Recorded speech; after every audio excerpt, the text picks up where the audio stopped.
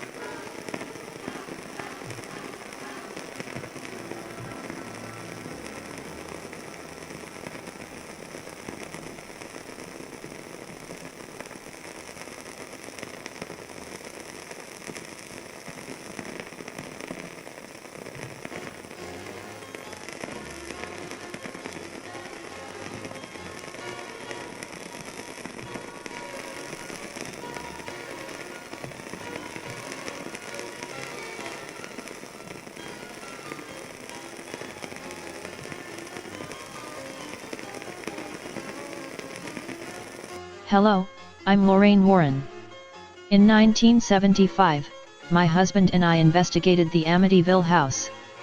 Not long after our investigation, Jay Anson also investigated the house and wrote a book entitled The Amityville Horror.